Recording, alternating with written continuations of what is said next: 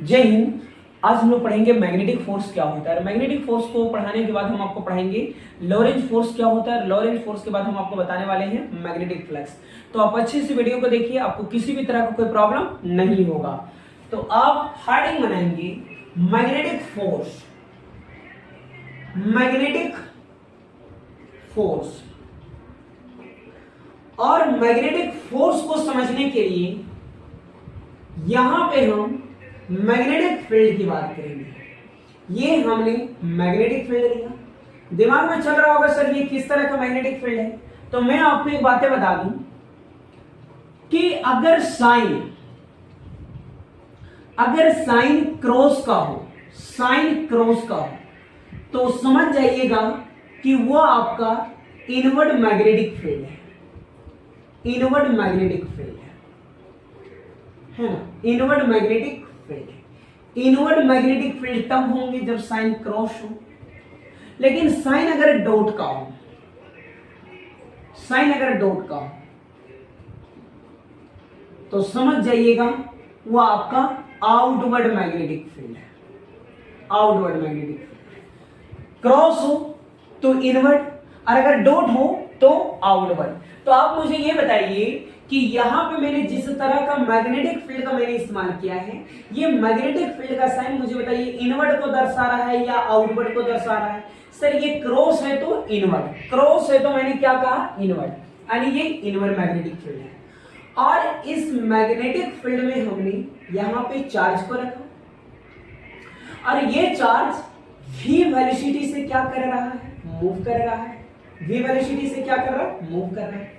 तो इस चार्ज में लगने वाली जो फोर्स होगा, मैग्नेटिक फोर्स जो होगा, वो मैग्नेटिक फोर्स क्या होगा मुझे ये जानना है ना। क्या कहा मैंने, मैग्नेटिक फोर्स को समझने के लिए मैंने यहाँ पे इनवर्ड मैग्नेटिक फील्ड लिया, और इस मैग्नेटिक फील्ड में मैंने चार्ज को रखा, और ये चार्ज v वेलोसिटी से क्या कर रहा है, मूव कर रहा है। तो चार्ज में लगने वाली मैग्नेटिक फोर्स क्या होगा ये जानना है मुझे, है ना। देखिए ये जो आपने मैग्नेटिक फील्ड लिया है वो आपका क्या है, इनवर्ड। ध्यान दीजिए, देखिए ये हो गया आपका inward magnetic field, inward magnetic field, और यहां पे है आपका कोई चार्ज पार्टिकल। ध्यान दीजिएगा ये इनवर्ड मैग्नेटिक फील्ड, इनवर्ड।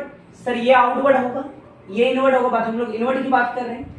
और यहां पे कोई चार्ज पार्टिकल है ना, कोई चार्ज पार्टिकल है, और ये चार्ज पार्टिकल जो है वो v वेलोसिटी से क्या कर रहा है, मूव कर रहा है। v वेलोसिटी से क्या कर रहा है, मूव कर रहा है। तो आप हमें ये बताइए, ये वेलोसिटी हो गया, ये मैग्नेटिक फील्ड हो गया, तो इसके बीच का जो एंगल होगा वो कितना डिग्री होगा, 90 डिग्री। यहां पे भी देखिए sir charge particle v velocity से मूव कर रहा है, एंगल 90 डिग्री। यहां पे भी एंगल कितना होगा, 90 डिग्री। यहां पे भी एंगल 90 डिग्री, यहां पे भी 90 डिग्री, और यहां पे भी 90 डिग्री। तो आपने यहां पे क्या देखा कि जब चार्ज पार्टिकल v वेलोसिटी से मूव कर रहा है तो वेलोसिटी और मैग्नेटिक फील्ड के बीच का जो एंगल बन रहा है वो कितना डिग्री का एंगल बन रहा है, 90 डिग्री। यानी क्या देखा आपने कि जब चार्ज पार्टिकल v वेलोसिटी से मूव कर रहा होता है तो वहां पे वेलोसिटी और मैग्नेटिक फील्ड के बीच जो एंगल बनता है वो एंगल कितने डिग्री का बन रहा है, 90 डिग्री। और सर एक बात मैं आपको बता दूं कि क्लास 11 में आपने पढ़ रखा होगा डॉट प्रोडक्ट। डॉट प्रोडक्ट दूसरा होता है क्रॉस प्रोडक्ट। और आपको ये बातें पता होना चाहिए कि डॉट प्रोडक्ट को बनने के लिए एंगल कितना डिग्री होना जरूरी है, 0 डिग्री, और क्रॉस प्रोडक्ट बनने के लिए एंगल कितना डिग्री होना जरूरी है, 90 डिग्री। ऐसे है ना, डॉट प्रोडक्ट बनने के लिए एंगल 0 डिग्री और क्रॉस प्रोडक्ट के लिए 90 डिग्री। तो मुझे ये बताइए वेलोसिटी और मैग्नेटिक फील्ड के बीच का एंगल कितना डिग्री है, 90 डिग्री। और 90 डिग्री जिस प्रोडक्ट को लाइक करते हैं उस प्रोडक्ट को हम लोग किस नाम से जानते हैं, क्रॉस प्रोडक्ट। तो वेलोसिटी और मैग्नेटिक फील्ड के बीच का जो साइन होगा वो साइन आपका क्या हो जाएगा, क्रॉस होगा। ये बातें बहुत ही इंपॉर्टेंट है, ध्यान रखिएगा। वेलोसिटी और मैग्नेटिक फील्ड के बीच साइन क्रॉस ही क्यों होता है, डॉट क्यों नहीं होता। तो क्रॉस इसलिए होता है क्योंकि वेलोसिटी और मैग्नेटिक फील्ड के बीच का एंगल बनता है 90 डिग्री, और 90 डिग्री में कौन सा प्रोडक्ट होता है, क्रॉस प्रोडक्ट। इसीलिए वेलोसिटी और मैग्नेटिक फील्ड के बीच का साइन क्या है मेरा, क्रॉस है। ठीक है, तो यहां पे देखिए, तो मैग्नेटिक फोर्स का यहां पे फॉर्मूला क्या बनेगा,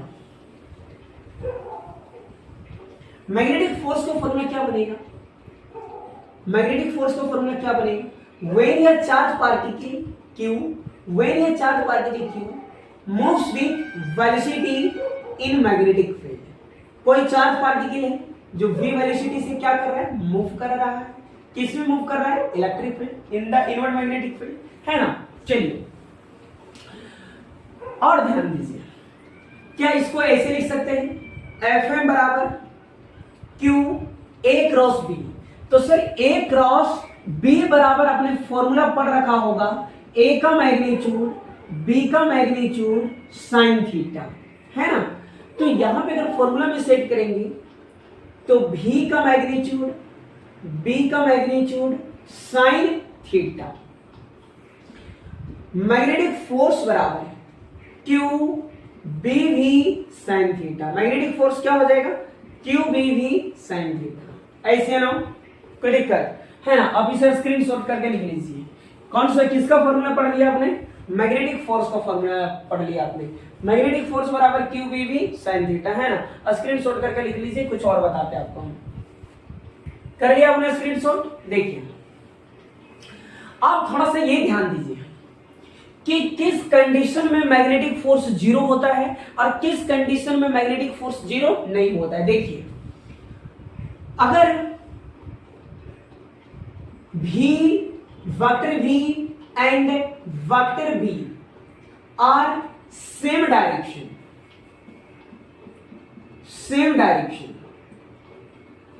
आणि जब V यानी वेलोसिटी और मैग्नेटिक फील्ड का डायरेक्शन सेम हो तो हमें बताइए थीटा का वैल्यू कितना डिग्री बनेंगे, 0 डिग्री। सर दो वेक्टर का डायरेक्शन सेम होता तो थीटा का वैल्यू कितना डिग्री बनता है, 0 डिग्री। तो यहां पे देखते हैं कि जब वेलोसिटी और मैग्नेटिक फील्ड का डायरेक्शन सेम होता है तो मैग्नेटिक फोर्स क्या होता है। तो मैग्नेटिक फोर्स का formula QBV sin theta, Fm बराबर QBV sin थीटा और थीटा की जगह पे कितना डिग्री, 0 डिग्री। और हमें बताइए QBV sin 0 डिग्री और sin 0 का मान कितना होता है, 0। और सर इसे 0 से गुना करेंगे तो मैग्नेटिक फोर्स यहाँ पे आपको क्या मिलेगा, 0। कोई प्रॉब्लम। यानी इतना तो पता चल गया कि जब वेलोसिटी और मैग्नेटिक फील्ड का डायरेक्शन सेम हो तो मैग्नेटिक फोर्स 0 होगा। दूसरा देखिए vector V and B are opposite direction,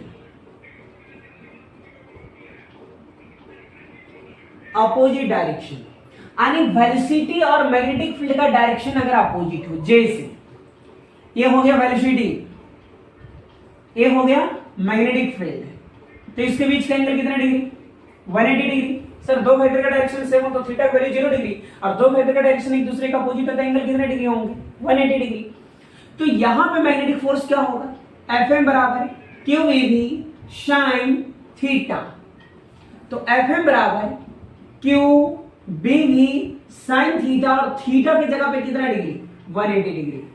तो Fm is equal to QBV और sin 180 का जो वैल्यू होता है वो कितना होता है, 0 होता है। sin 180 का वैल्यू 0 होता है। तो यहां पे भी मैग्नेटिक फोर्स आपको क्या मिले, 0 मिले, है ना।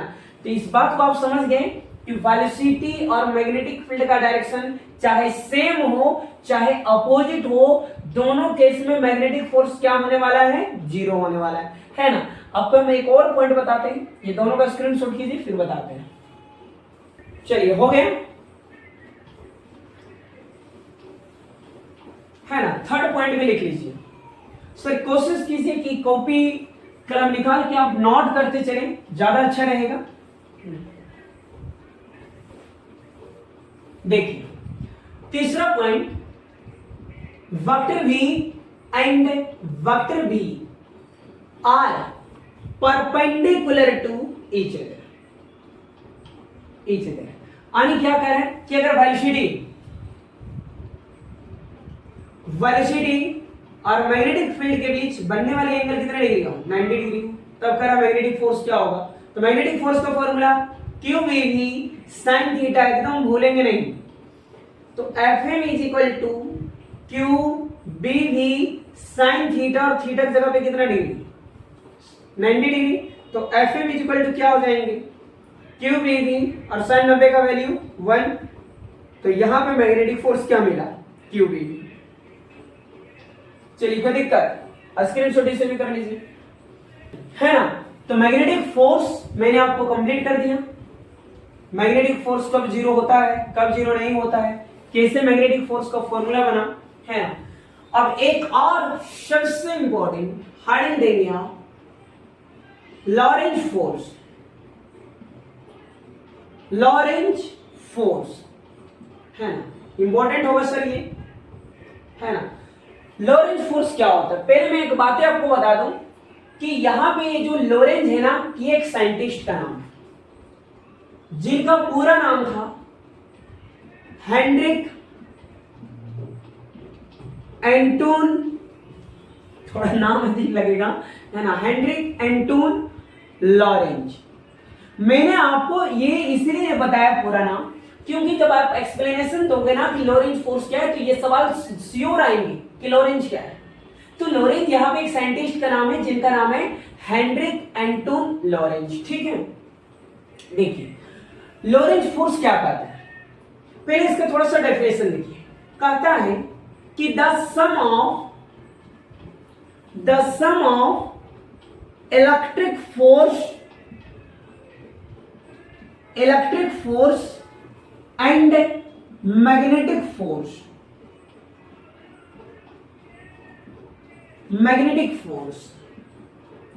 is called Lorentz force. यानी लॉरेंज फोर्स जो है वो दो फोर्स का सम होता है ना।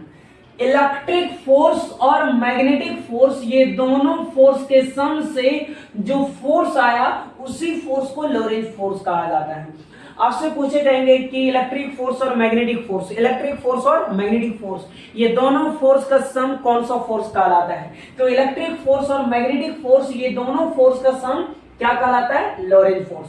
क्या लिखा है मैंने, the sum of electric force and magnetic force is called Lorentz force. Electric force और मैग्नेटिक फोर्स, ये दोनों फोर्स का सम लॉरेंज फोर्स कहलाता है, ठीक है। ध्यान रखिएगा कि इलेक्ट्रिक फोर्स और मैग्नेटिक फोर्स, ये दोनों फोर्स का सम लॉरेंज फोर्स कहलाता है। देखिएगा F बराबर इलेक्ट्रिक फोर्स यानी Fe, E का मतलब इलेक्ट्रिक, F का मतलब force, electric force plus magnetic force. Sir force रहेगा, इलेक्ट्रिक फोर्स सर मैं आपको आज दिला दूं, आपने इलेक्ट्रोस्टैटिक्स में पढ़ रखा होगा कि electric field intensity is equal to formula होता है फोर्स अपॉन चार्ज। फोर्स निकालोगे, चार्ज गुने फील्ड होगा, है ना। तो इलेक्ट्रिक फोर्स की जगह पे क्या बैठाओगे, QE। और याद कीजिए अभी मैंने मैग्नेटिक फोर्स आपको बताया है ना, पीछे जाके वीडियो पे देखिए, मैंने भी बताया है मैग्नेटिक फोर्स का formula Q V cross B, V cross B। यहां से क्या कॉमन आएंगे, इलेक्ट्रिक फोर्स, ये मैग्नेटिक फोर्स का फॉर्मूला, क्या कॉमन आएंगे, Q कॉमन आएंगे, तो क्या बचेगा, E plus V cross B, है ना। किसका इक्वेशन निकल गया, ये लॉरेंज फोर्स का निकल गया, है ना। सर आपके बोर्ड में इसका ऑब्जेक्टिव जो है वो बार बार पूछे जाते हैं, लॉरेंज फोर्स का ये ऑब्जेक्टिव बार बार पूछा जाता है। तो ध्यान रखिएगा कि दो फोर्स का सम लॉरेंज फोर्स कहलाता है, electric force, magnetic force. Charge common लिया तो E plus V cross B, है ना। चलिए इसे भी स्क्रीनशॉट करके लिख लीजिए आप। चलिए कोई दिक्कत नहीं है, लॉरेंज फोर्स का ये ऑब्जेक्टिव ध्यान रखिएगा, डायरेक्ट पूछ देगा। The Lorentz force is given by, the Lorentz force is given by, है ना। तो the Lorentz force is given by का मतलब क्या हो गया, F बराबर Q E plus V cross V, ऐसे ना। चलिए कोई दिक्कत नहीं है, लॉरेंज फोर्स हो गए। अब समझिए, आप समझते हैं थोड़ा मैग्नेटिक फ्लक्स। मैग्नेटिक फ्लक्स क्या होता है, देखिए मैग्नेटिक फ्लक्स ये कहता है कि कोई भी क्लोज्ड बॉडी हो या क्लोज सरफेस हो, उस क्लोज्ड बॉडी या क्लोज सरफेस में पास होने वाली मैग्नेटिक फील्ड लाइंस को मैग्नेटिक फ्लक्स के नाम से जाना जाता है। किसी भी क्लोज सरफेस या क्लोज्ड बॉडी में पास होने वाली मैग्नेटिक फील्ड लाइंस को मैग्नेटिक फ्लक्स के नाम से जानते हैं। देखिए, मान लीजिए ये कोई क्लोज्ड बॉडी है, कोई क्लोज्ड बॉडी है, और इस क्लोज्ड बॉडी में इस प्रकार मैग्नेटिक फील्ड लाइंस पास कर रहा है। क्या पास कर रहा है? Magnetic field lines. तो किसी क्लोज्ड बॉडी या क्लोज सरफेस में पास होने वाली मैग्नेटिक फील्ड लाइंस को मैग्नेटिक फ्लक्स के नाम से जानते हैं, है ना। और समझिए, देखिए,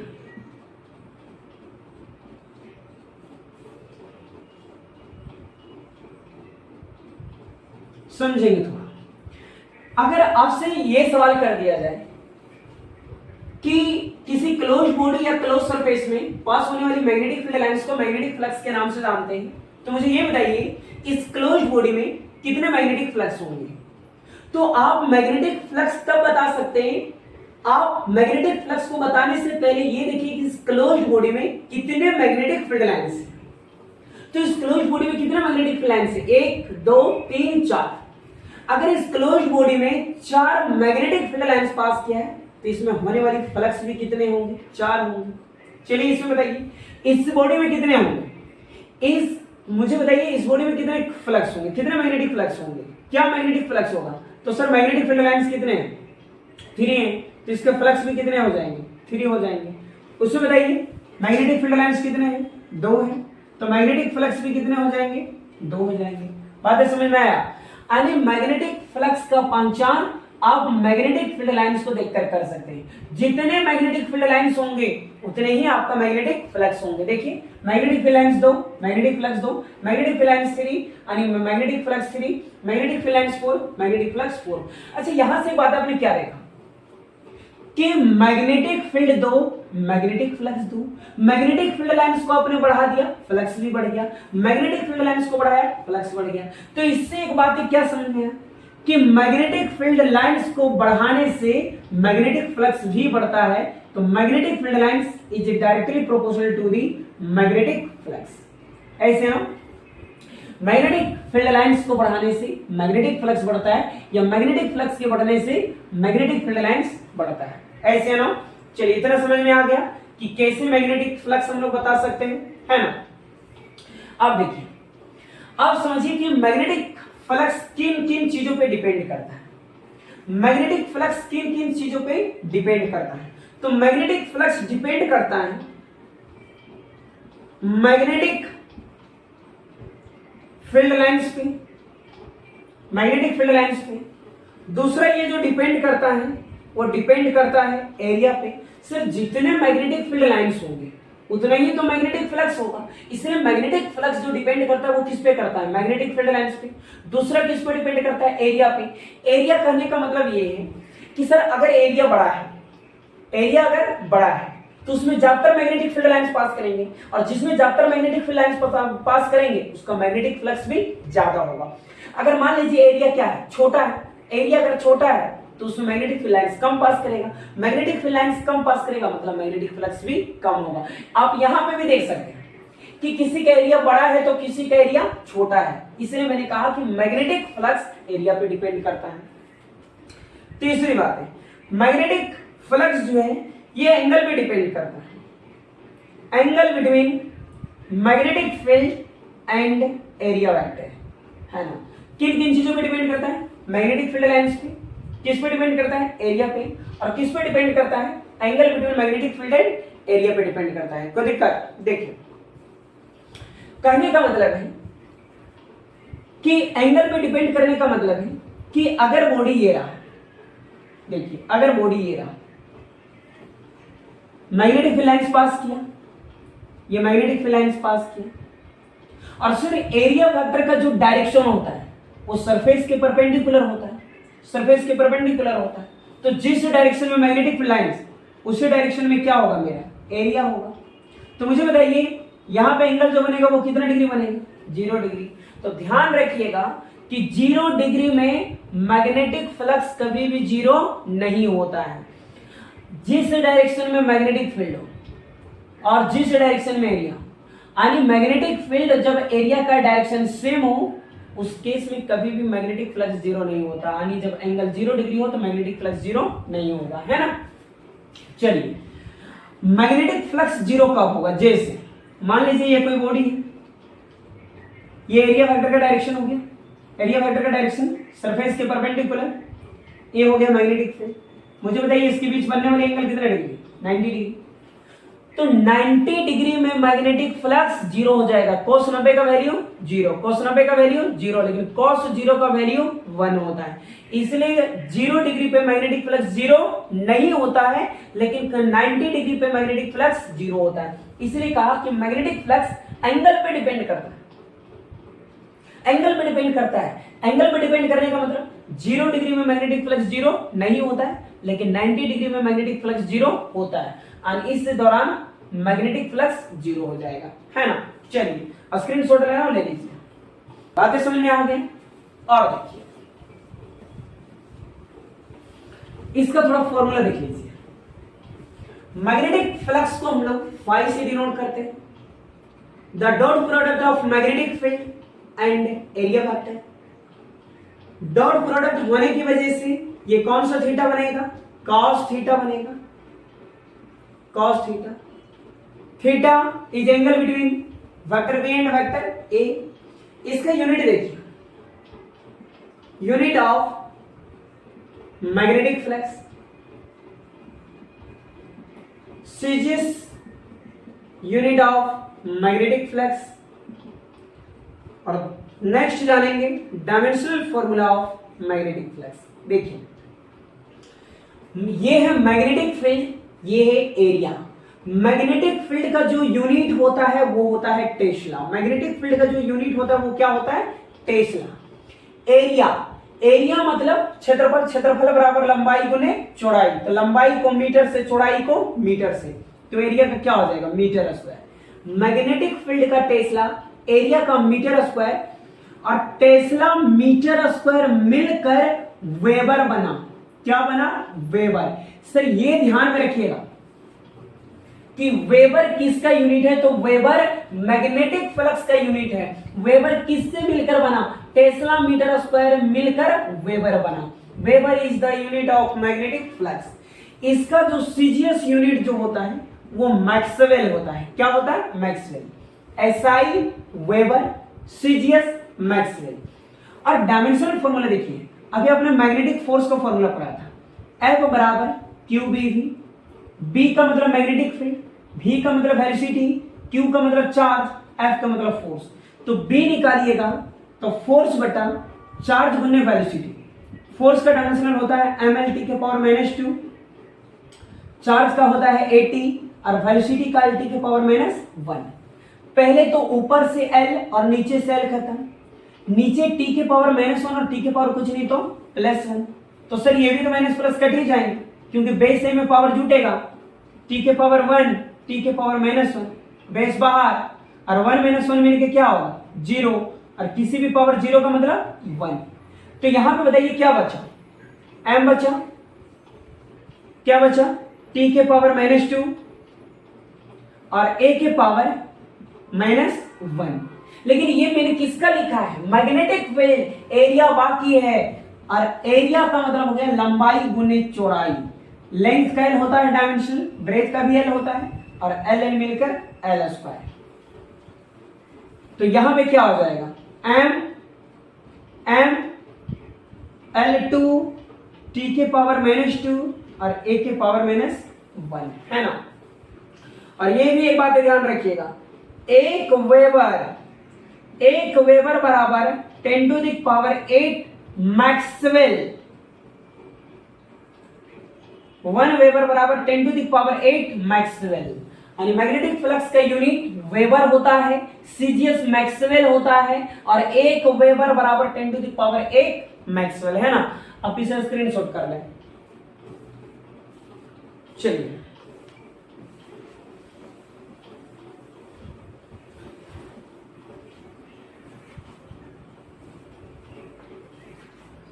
तो आपने मैग्नेटिक फ्लक्स कंप्लीट कर दिया। अब थोड़ा सा देखिएगा, concept of magnetic field, concept of magnetic field, concept of magnetic field. Sir concept of magnetic field आणि मैग्नेटिक फोर्स का फॉर्मूला आपने क्या पढ़ा है? QBV, QBV कोई दिक्कत है नहीं ना? चलिए देखिए, अगर यहां से हम मैग्नेटिक फील्ड को निकालते हैं, मैग्नेटिक फील्ड को, तो फोर्स कहां चला जाएगा? ऊपर। Q और V कहां आएगा? नीचे। यानी मैग्नेटिक फील्ड का फॉर्मूला एक ए बन गया, है ना? मैग्नेटिक फील्ड का यूनिट टेस्ला होता है, और भी आप यूनिट सीखने वाले हैं। देखिए, यूनिट ऑफ बी। मुझे बात बताइए, फोर्स का यूनिट क्या होता है? न्यूटन। चार्ज का यूनिट क्या होता है? कूलॉम। और वेलोसिटी का मीटर पर सेकेंड। तो न्यूटन रहेगा, सेकेंड कहां चला जाएगा? ऊपर, बटा न्यूटन सेकेंड बटा क्या हो जाएगा? Coulomb metre. और ध्यान रखिए, न्यूटन सेकेंड बटा कूलॉम मीटर मिलकर टेस्ला बनता है। क्या बनता है? टेस्ला। एक और यूनिट देखिए, पीछे देखिए, पीछे में हमने बता रखा है मैग्नेटिक फ्लक्स का फॉर्मूला क्या होता है? The dot product of magnetic field and area vector. अगर यहां से हम मैग्नेटिक फील्ड को निकालें, देखिएगा मैग्नेटिक फील्ड को निकालेंगे तो फ्लक्स ऊपर जाएगा, एरिया नीचे। सर बी को निकालिएगा, फाई ऊपर, ए नीचे। अब मुझे बताइए, मैग्नेटिक फ्लक्स का यूनिट वेबर, एरिया का मीटर स्क्वायर। तो मैग्नेटिक फील्ड का एक यूनिट आपने क्या देखा? वेबर पर मीटर स्क्वायर। तो ध्यान रखिएगा, मैग्नेटिक फील्ड का एक और यूनिट होता है वेबर पर मीटर स्क्वायर। ठीक है, कैसे बनाए समझ में आ गया ना? मैग्नेटिक फ्लक्स का फॉर्मूला से निकाले हम भाई यहां पे मैग्नेटिक फील्ड। ठीक है, कोई दिक्कत? चलिए, तो मैग्नेटिक फील्ड का यूनिट आपने क्या देखा? न्यूटन सेकेंड पर कूलॉम मीटर मिलकर टेस्ला बना। और यहां पे टेस्ला के बाद एक और यूनिट क्या मिला? वेबर पर metre square. Dimensional formula sir पीछे देख लीजिए, अभी आपने लिखा था m L नॉट t के पावर -2 a के पावर -1। देखिए पीछे मैंने बता रखा मैग्नेटिक फील्ड, इसलिए मैंने डायरेक्ट लिख दिया, है ना? चलिए, यहां तक कोई प्रॉब्लम, कोई दिक्कत नहीं है ना? ठीक है, तो स्क्रीनशॉट इसे कर लीजिए। ये आपका कॉन्सेप्ट ऑफ मैग्नेटिक फील्ड हो गया।